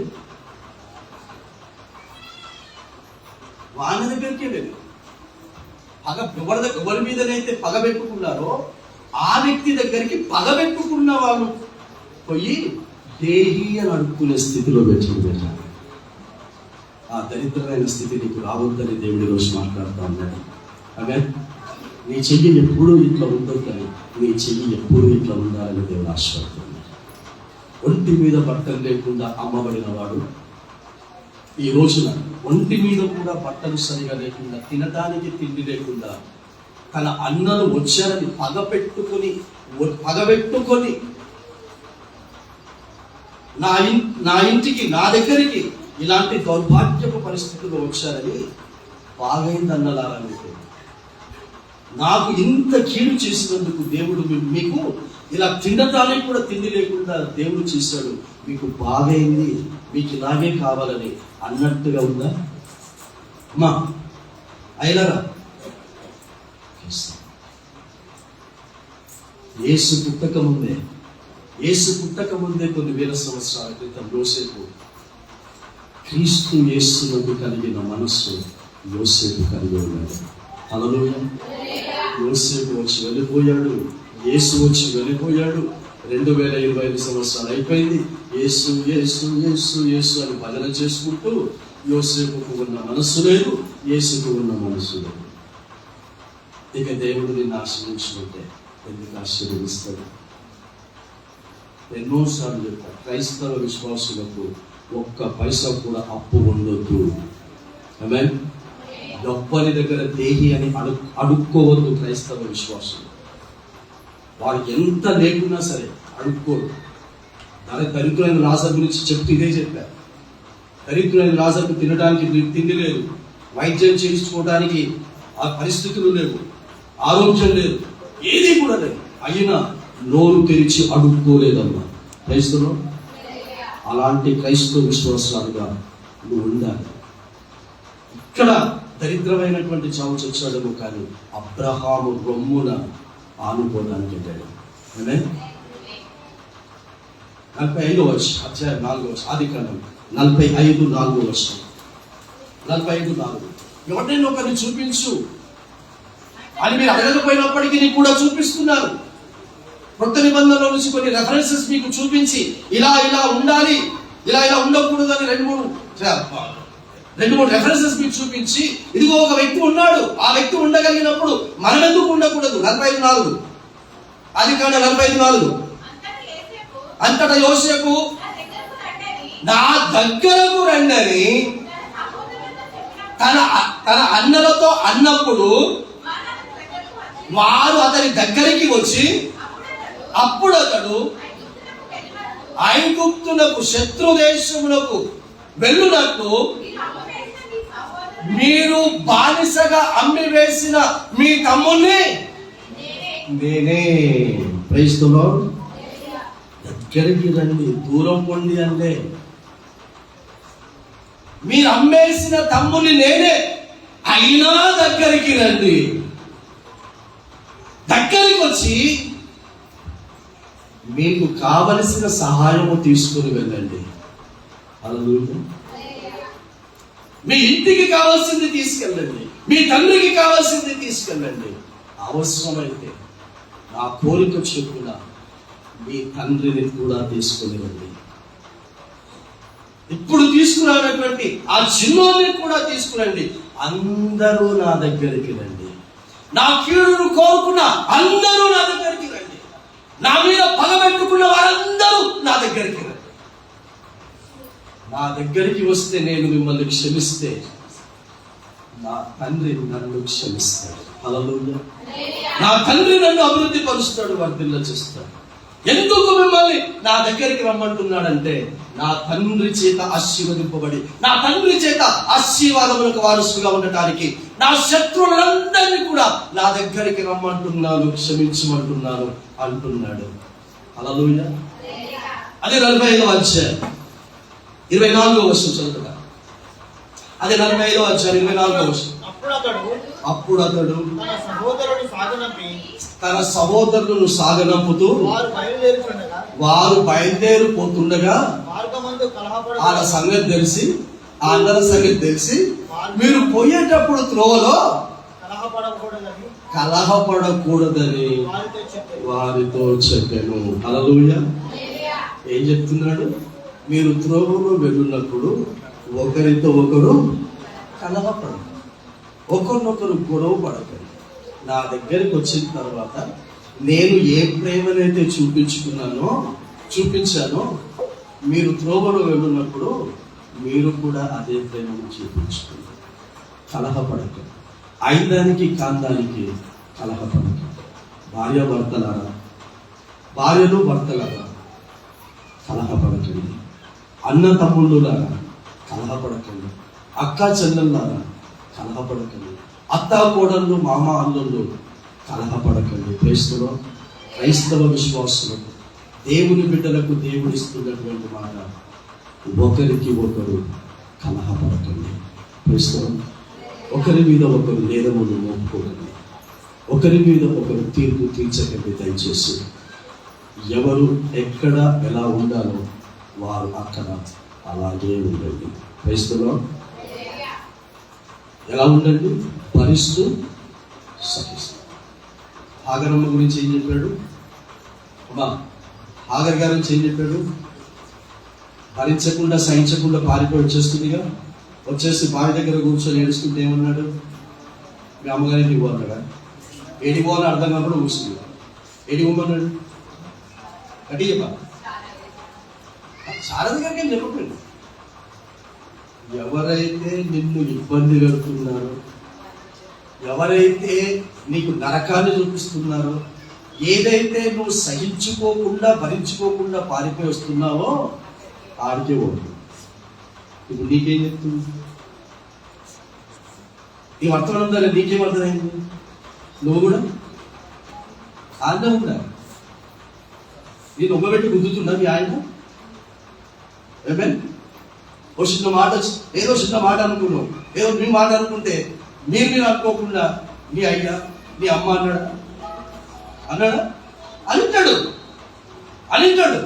దేవుడు అంటున్నాడు, అక్కడనే ఉండు, తెలుస్తున్నాడు, అక్కడనే భరించు, అక్కడనే సహించు. నిన్ను అన్న ఆ వ్యక్తిని గొప్ప విశ్వాసంగా తయారు చేస్తాను. హల్లెలూయా. గొప్ప భాషలాడడానికి సిద్ధంగా ఉండే విధంగా నేను తయారు చేస్తాను. కాబట్టి అవిశ్వాసి అయిన భార్యకు విశ్వాసి అయిన భర్తను ఇస్తాడు, విశ్వాసి అయినటువంటి భర్తకు అవిశ్వాసి అయినటువంటి భార్యను ఇస్తాడు. ఇలా ఎందుకు ఇస్తున్నాము అని అంటే, విశ్వాసి అయిన భర్త లేదా విశ్వాసి అయిన భార్య అవిశ్వాసి అయిన భార్యను కానీ భర్తను కానీ మార్చుకుంటుంది అని ఇస్తున్నాను అన్నాడు. అంతే తప్ప వేరైపోయి విడాకులు తీసుకొని మళ్ళీ అమ్మగారింటికి వెళ్ళి ఆడ సంసారం పెడతా ఈడ సంసారం పెడతా అంటే అది కాని పని. అది కాని పని. ఇది ఎవరి గురించి చెప్తున్నానంటే, దేవుని సన్నిధిలో దేవుని ఉద్దేశ ప్రకారంగా పరిశుద్ధమైన వివాహాల ద్వారా సిద్ధపరచబడినటువంటి జతపరచబడిన వారికి మాత్రమే ఈ వర్తమానము వర్తిస్తుంది. క్రైస్తవులో మిగతా భార్య భర్తలకు వర్తించదు. దేవుడు జతపరిచినటువంటి దేవుని సన్నిధిలో దేవుని సేవకుల మధ్యలో జతపరచబడినటువంటి వారిని ఎవ్వరు వేరు చేసుకోవద్దు, ఇంకొకరు కూడా వేరు చేయకూడదు. వారికి పుట్టిన పిల్లలు కానీ వారికి కలిగిన కుటుంబాలు కానీ వాళ్ళంతట వాళ్ళు వేరు కావద్దు, ఇంకొకరు కూడా వేరు చేయొద్దు. సంఘములో కుటుంబాలుగా రావాలి. మళ్ళీ చెప్తున్నాను, మీకు కుటుంబ ఆశీర్వాదాలు రావాలంటే భార్యలు మాత్రమే వస్తే, భర్తలు మాత్రమే వస్తే, పిల్లలు మాత్రమే వస్తే, తల్లిదండ్రులు మాత్రమే వస్తే కుటుంబాలుగా దేవుడు ఆశీర్వదించడు. భార్య వస్తే భార్యనే, భర్త వస్తే భర్తనే, పిల్లలు వస్తే పిల్లల్నే, తల్లిదండ్రులు వస్తే తల్లిదండ్రులే. కుటుంబాలు వస్తే కుటుంబాలుగా దేవుడు దీవిస్తాడు, ఆశీర్వదిస్తాడు. మన వెనుకలో వాక్యం దేవుడు దీవించి ఆశీర్వదించుగాక. పరిశుద్ధమైన దేవుని తండ్రి, ఈ సమయంలో తండ్రి ప్రభావం మేము ఎలా ఉండగలను, ఎలా నడుచుకోగలను, ఎలా ఉండకూడదు, ఎలా నడుచుకోకూడదు తండ్రి మరొకసారి మాకు జ్ఞాపకం చేసేందుకు మీకు హృదయపూర్వకమైన స్తుతులు స్తోత్రాలు చెల్లిస్తూ, ఇది మేము ఆశీర్వాదంగా ఉండటానికి, ఆశీర్వాదములకు వారసులుగా ఉండటానికి, మీ ద్వారా మేము క్షమించబడి మీరు కలిగి ఉన్న పరిశుద్ధులుగా బ్రతకడానికి, నేను అనేకులకు ఇచ్చే స్థితిలో ఉండటానికి, తీసుకునే స్థితిలో ఉండకుండా, అడుక్కునే స్థితిలో ఉండకుండా, సహాయం చేసేటటువంటి స్థితిలో ఉండేటటువంటి విధంగా యోసేపు కలిగి ఉన్న మనస్సు, మీరు కలిగి ఉన్న మనస్సు, నాటి అపోస్తలులు కలిగి ఉన్న మనస్సు తన గొప్ప మేము కలిగి ఉండేటటువంటి విధంగా, నేను కలిగిన మనస్సు ఈ సంఘస్థులు కలిగి ఉండేటటువంటి విధంగా ఒకరి ఎడల ఒకరి కన్నా గొప్ప క్షమించుకుంటూ జీవించే ఆదిత్యతలోనికి, అలాంటి పరిశుద్ధతలోనికి పరలోక ప్రయాణము చేస్తూ ఉన్నటువంటి ఈ త్రోవలో మేము కలహపడకుండా, ఒకరి మీద ఒకరు పగ పెట్టుకోకుండా, కోపం పెంచుకోకుండా నీ యొద్దకు చేర్చబడేటటువంటి అట్టి భవిష్యత్తులో ఉంచున్నాను. యేసుక్రీస్తు నామములో తల్లి పెట్టుకుంటున్నాము స్వామి. ఆమేన్. అమ్మ, ఈ పుస్తకాలు ఎంతమంది దగ్గర ఉన్నాయి? ఈ మహోన్నతుల స్థితి కీర్తనలు పుస్తకం ఎంతమంది దగ్గర ఉంది? ఎంతమంది దగ్గర ఉంది? ఒకరిద్దరి దగ్గర ఉందా? ఎంతమందికి చదవచ్చు వచ్చిన వాళ్ళు చేయలేకపోయాడు? తెలుగు నేను చదవగలను అన్నవారు. ఈ చేయలేకున్న వాళ్ళందరి దగ్గర ఈ పాటల పుస్తకం ఉండాలి. ఆమేన్. దీని వెల 200 రూపాయలు. నేను 200 రూపాయలు ఇచ్చి ఈ పుస్తకం నేను కొనుక్కోలేను అని అంటే నేను నీకు ఉచితంగా ఇస్తాను. నేను నీకు ఉచితంగా ఇస్తాను, ఫ్రీగా ఇస్తాను. నేను కొనుక్కోలేను అని కనుక నీ మనసు అనిపిస్తే, ఇది నేను కొనుక్కోలేని స్థితి నేను ఉన్నాను కాబట్టి నేను ఏది కొనుక్కోలేకుండానే నేను బ్రతుకుతున్నాను కాబట్టి ఇది కూడా నేను కొనుక్కోలేకుండానే పాటలు పాడతానన్న వారికి నేను ఫ్రీగా ఇస్తాను. లేదు నేను కొనుక్కునే స్తోమత ఉంది అని అంటే 200 ఇచ్చి కొనుక్కోండి, లేదు మీరు ఇంతనే నేను పెట్టి కొనుక్కోగలుగుతానంటే మీరు ఎంత పెట్టి కొనుక్కోగలుగుతానంటే అంత పెట్టి మీరు కొనుక్కోండి. ఫ్రీగా తీసుకుంటే ఫ్రీగా తీసుకోండి, లేదా మీరు ఎంత ఇచ్చి కొనుక్కుంటారంటే అంత కొనుక్కోండి. కానీ చదువు వచ్చిన వాళ్ళందరి దగ్గర ఈ పుస్తకం ఉండాలి. ఇందులోని పాటలు అందరూ కూడా మీరు వాడుతున్నారు, ఈ సెల్ ఫోన్లో కూడా చూసుకుంటూ వాడుతున్నారు, నేను చూశాను. ఆ పాటలన్నీ కూడా ఇందులో ఉన్నాయి. Praise the Lord, hallelujah. So అవన్నీ కూడా మీరు ఇక్కడ సంఘంలో పాడాలని మరి సంఘ కాపరి ఒక అనుమతితో నేను యొక్క ప్రకటన చేస్తున్నాను. God bless you. అవకాశం కలిగేసిన అయ్యగారికి, అమ్మగారికి, సంఘానికి వందనాలు. ఒక క్షణం మోకరిద్దామా, ఒక క్షణం మోకరిద్దాం. మళ్ళీ మనం ఒకసారి పరీక్షించుకున్నాము. ఆయన శరీరం అట్లా మనం ముందుంచబడింది. పాల్గొనడానికి వచ్చిన మేము ఒక్కసారి నిర్ణయం పరీక్షించుకొని తెలియదు.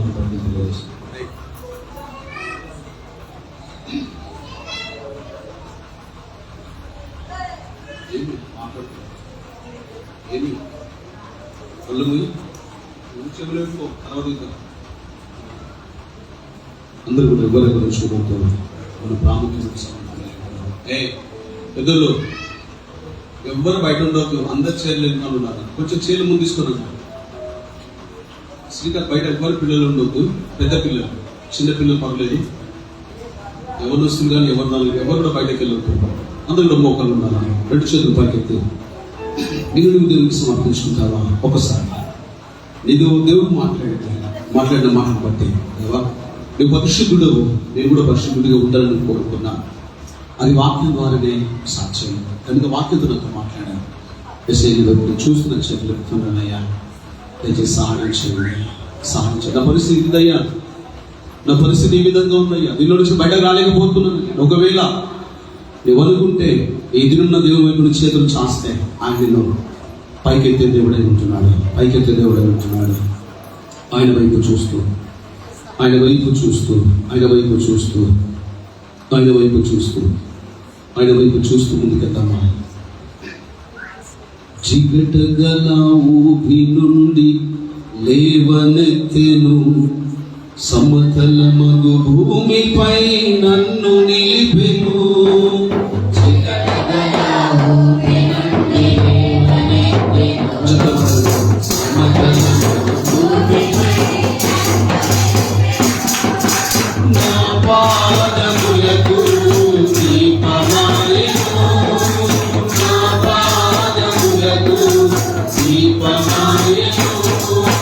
సత్యమైన మార్గమును నడుపుచుండెను, సత్యమైన మార్గమును నడుపుచుండెను.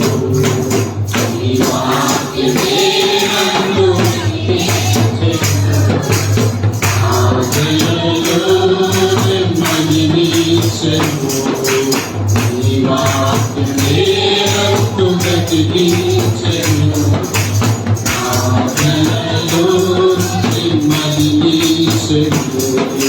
శత్రువులను ఎదుర్కొనే సర్వాంగ కవచమై యుద్ధమునకు సిద్ధమై ఇచ్చుచున్నది. శత్రువులను ఎదుర్కొనే సర్వాంగ కవచమై యుద్ధమునకు సిద్ధమై ఇచ్చుచున్నది. అపవాది వేయుచున్న అగ్నిబాణములను అపవాది వేయుచున్న అగ్నిబాణములను ఖడ్గము వలె అడ్డుకొని ఆపివేయుచున్నది. ఖడ్గము వలె అడ్డుకొని ఆపివేయుచున్నది. నీ వాక్యమే నన్ను బ్రతికించెను. నెమ్మదినిచ్చెను. నీ వాక్యమే నన్ను బ్రతికించెను. సాధనలో నెమ్మదినిచ్చెను. పాల వంటిది, చుట్టి తేనె వంటిది, నా చిగువకు మధురమైనది. పాల వంటిది, చుట్టి తేనె వంటిది, నా చిగువకు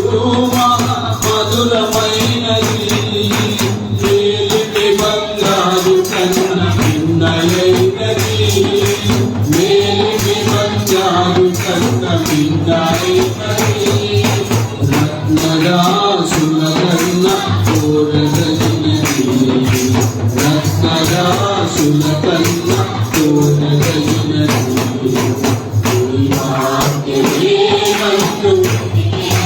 శబ్దమా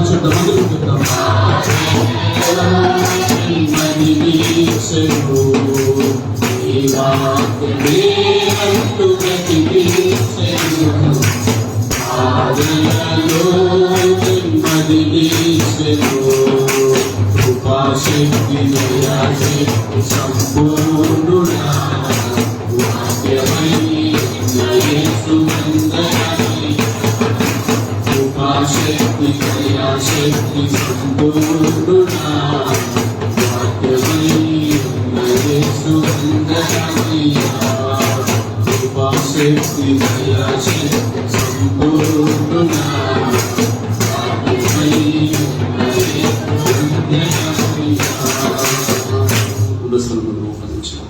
రెండు చేతులు పైకెత్తి యేసయ్యా మిషన్లు రక్తులు పాల్గొనడానికి సిద్ధపడుతున్నాను.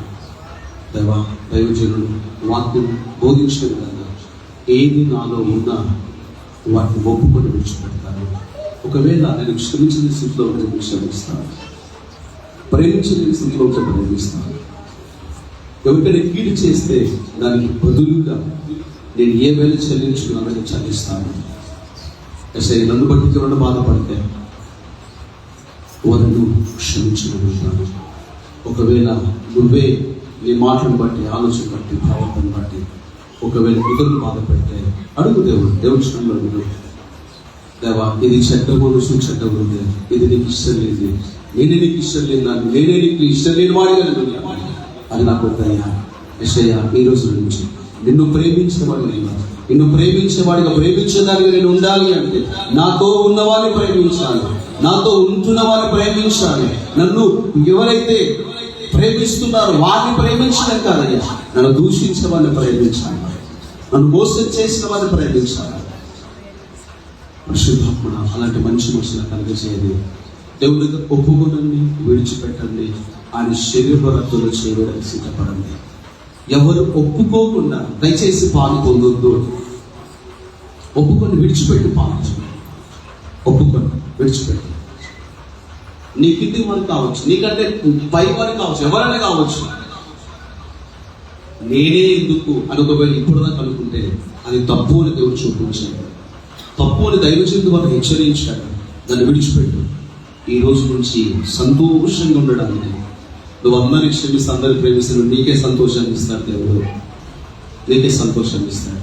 నిజంగా సంతోషం కావాలనుకున్నవా ఆ విషయంలో పాల్పొందడానికి ఒకరికి రెండు చేతులు పట్టి కొద్ది నిమిషం ప్రార్థన చేసుకోగలుగుతావా?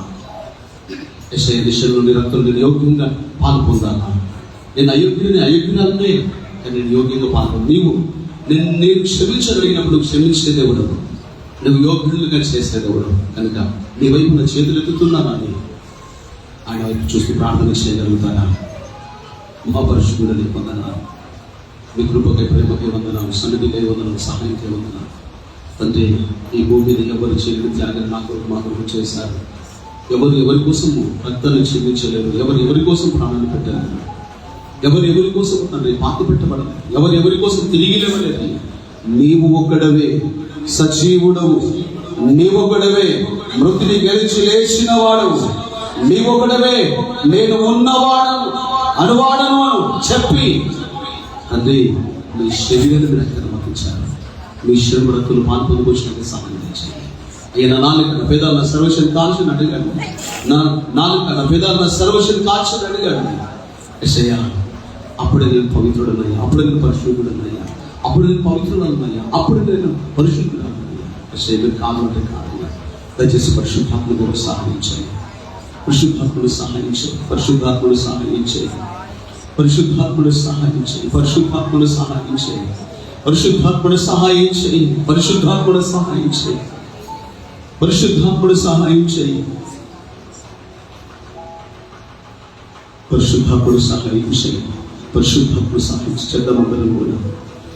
పరిశుద్ధాత్మ దేవుడా నీ శక్తితో నింపుమా పరిశుద్ధాత్మ దేవుడా నీ అగ్నిని పంపుమా, పరిశుద్ధాత్మ దేవుడా నీ శక్తితో నింపుమా, పరిశుద్ధాత్మ దేవుడా నీ అగ్నిని పంపుమా, పరిశుద్ధాత్మ దేవుడా నా పెదవులు కాచుమా, పరిశుద్ధాత్మ చెప్తాం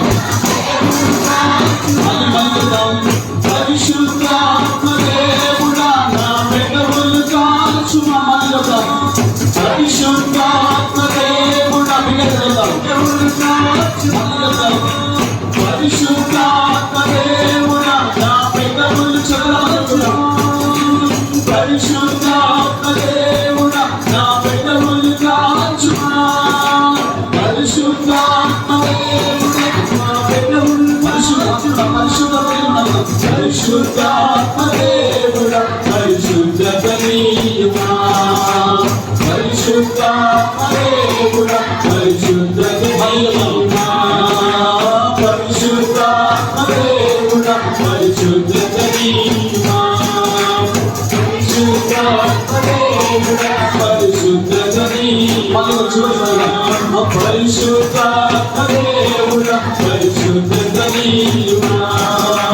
పరిశుద్ధాత్మ దేవుడా పరిశుద్ధత నీయుమా, అందరం కూడా యేసయ్యా నేను నీ పనులకు సమర్పిస్తున్నాను, మీ శరీర రక్తుల పాల్గొని ప్రభువులను సమర్పిస్తున్నాను, సహాయం చేయాలి, అనుకరించుకోవడానికి ఉన్న స్థానంలో ప్రార్థించగలుగుతాను, ఉన్న స్థానంలో మోకరించి రెండు చేతులు పైకెత్తి ప్రార్థించగలుగుతావా మహాపరిశుద్ధుడా, కృపాకరికల తండ్రి పొందనాలు, నీ కృపకై ప్రేమకై సన్నిధికై వందనాలు, మీ సహాయకై వందనాలు, నడిపింపుకై వందనాలు, ఆదరణకై నీకు స్తోత్రం తండ్రి. మీ కృప విస్తారమైనది, మీ కృప విస్తారమైనది, మీ కృప ఎంతో విస్తారమైనది.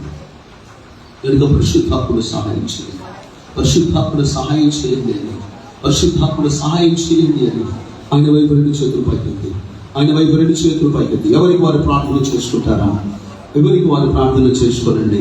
నమ్మదగిన మంచి దేవుడు, నమ్మదగిన సహాయకుడు, మన రక్షణ దుర్గమైన దేవుడి వైపు రెండు చేతుల పైకి ప్రార్థన చేసుకోగలుగుతావా? ఎవరికి వారి చేతుల ప్రార్థన చేసుకుంటారని నీకు స్తోత్రం ఆయన, నీకే వందనాలు, మీకే కృతజ్ఞతాస్తుతులు చెల్లిస్తున్నాం, నిండు వందనాలు చెల్లిస్తున్నాము తండ్రి. నమ్మదగిన మంచి దేవుడు నీవే, నమ్మదగిన సహాయకుడు నీవే, మా రక్షణ దుర్గమ ఆశ్రయమా కొండ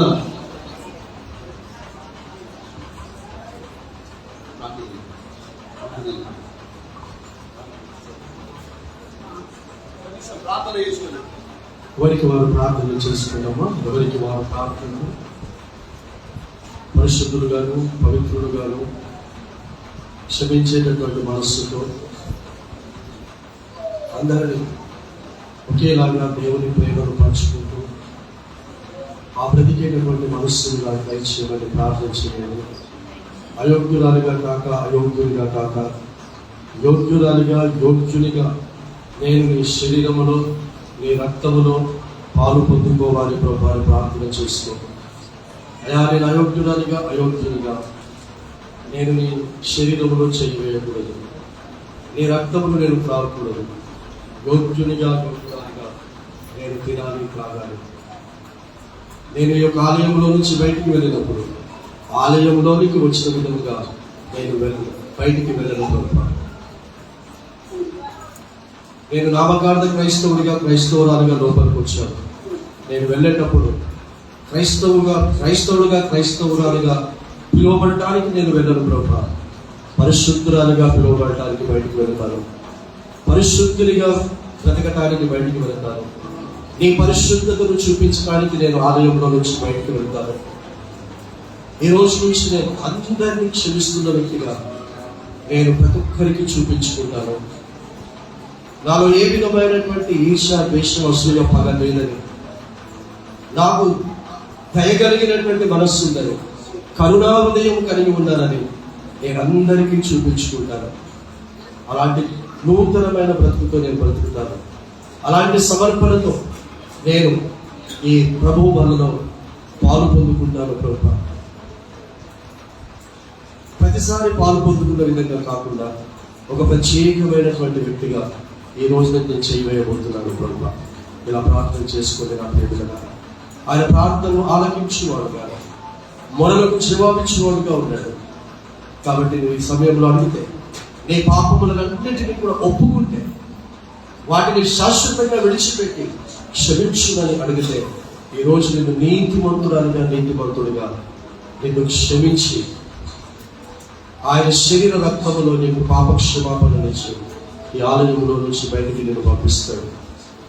ఒక గొప్ప దీవెనకరంగా నీ కుటుంబం ఉండబోతా ఉంది. ఒక గొప్ప ఆశీర్వాదములకు వారసులుగా నీ కుటుంబం ఉండబోతా ఉంది. నీ రాబడిని దేవుడు పెంచుకుంటూ ఉన్నాడు.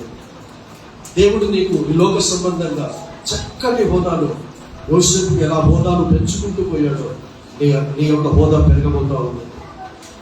నువ్వు కొద్దిలో నమ్మకం ఉన్నావు నా కుమారుడా, కొద్దిలో నువ్వు నమ్మకంగా ఉన్నావు నా కుమార్తె. ఇదిగో నేను నీకు అనేకమైన వాటి మీద నేను నీకు అధికారం ఇస్తున్నాను. నీకు ఇచ్చిన కొద్ది దాంట్లో నేను ఎంతో నా కొరకు చేస్తున్నాను. ఇంకా నువ్వు చేసినటువంటి విధంగా ఇంకా ధారాళముగా నిన్ను నీ రాబడిని ఆశీర్వదిస్తున్నాను. నీ పంట పొలాలను నేను దీవిస్తాను. ఇంతవరకు నువ్వు నీ కొలతతో నీకు ఇష్టం వచ్చినట్టు ఇచ్చావేమో, ఈరోజు నువ్వు తీర్మానం తీసుకుంటున్నావు. ప్రభా, నీ కొలతతో నేను తీసుకొస్తాను, నీ కొలతతో నేను తీసుకుని వచ్చి ఆ కొలత తగినటువంటి విధముగా ఈ సంవత్సరం నేను పంటను కోస్తాను. అలాంటి సమర్పణతో ఈ యొక్క ప్రభుత్వంలో పాల్గొనవలసిందిగా మనం చేస్తున్నాను. ప్రార్థించుకున్నాను. ప్రార్థన. మహాపరిశుద్ధుడా, కృపకై తండ్రి పొందినారు. ఈ కృపకై వందనాలు, ప్రేమకై వందనాలు, సన్నిధికై సహాయకై వందనాలు, కృపకై వందనాలు. ఇంతవరకు తండ్రి నాతో ముందుతో మాట్లాడాలని స్తోత్రం. ఇక వాక్యం చెప్పినట్లయితే అపోస్తలుడు పౌలు అంటున్నాడు, మీలో చాలా మంది బలహీనులుగా ఉన్నారు, చాలా మంది రోగులుగా ఉన్నారు, చాలా మంది నిద్రించులుగా ఉన్నారు. కారణం అయోగ్యంగా చేయవేయడం బట్టి దేవా, మా బిడ్డలని వారందరినీ దర్శించండి. నాలుక వేదాలు సర్వశరీరాన్ని కాల్చండి. యోగ్యులుగా చేయండి. యోగ్యత లేని వారు కలిగించి శరీరం రక్తులు చేయవేయకూడదు. కనుక పరిశుద్ధాత్మకు సహాయం చేయండి. పరిశుద్ధాత్మను సహాయం చేయండి నాయన. పరిశుద్ధాత్మను సహాయం దయచేయండి అయ్యా. అయ్యా నీవు తండ్రి, అయ్యా ఎంత గొప్ప యేసు చేర్చుకుని వాటిని రాయబడింది. దేవా నీకు స్తోత్రాలు. అయ్యా క్షమించబడి నేను తండ్రి మళ్ళీ తిరిగి తండ్రి మళ్ళీ అదే స్థితిలో నేను వెళ్ళకుండా తండ్రి యేసయ్యా నేను సంతోషపెట్టేవాడు ఉన్నట్లుగా సహాయం దయచేయండి. నేను సంతోషపెట్టేవాడు ఉన్నట్లుగా సహాయం దయచేయండి. మహిమ ఘనత ప్రభావాలు మీద చర్చాం తండ్రి. ఇక్కడ నుంచి మన తండ్రి రొట్టె విషయంలో ప్రార్థన చేసినాం, ఇది మీ ప్రియకుమారి శరీరంగా మార్చండి. ఇక్కడ నుంచి మన ద్రాక్షరస విషయంలో ప్రార్థన చేసినాం, ఇది మీ ప్రియకుమారి రక్తముగా మార్చండి తండ్రి. మీ ప్రియకుమారి శరీరముగాను మీ ప్రియకుమారి రక్తముగాను మార్చండి తండ్రి. అయ్యా నీకు స్తోత్రం. నజరేయుడైన యేసు సర్వశక్తి గల నామములో తండ్రి పరిశుద్ధాత్మ ద్వారా ఇది మీ ప్రియకుమారి శరీరముగా మార్చబడును గాక, మీ ప్రియకుమారి రక్తముగా మార్చబడును గాక. Thank you Lord. మీ ప్రియకుమారి శరీరం మార్చడానికి పొందనాలు, మీ ప్రియకుమారి రక్తముగా మార్చడానికి పొందనాలు. మహిమ ఘనత ప్రభావాలు మీకు చెల్లిస్తూ పాల్పొందిన వారందరూ కూడా నమ్మకంగా, యోగ్యంగా, భయముగా, వణుకుగా పాల్పొందనట్లుగా సహాయం దయచేయండి. వందనాలు, స్తోత్రాలు చెల్లిస్తూ యేసే నామములో ప్రార్థించి వేడుకుంటున్నాం తండ్రి. ఆమేన్. యేసు ప్రభువు తన అప్పగింపబడిన రాత్రి ఒక రొట్టె ఎత్తుపట్టి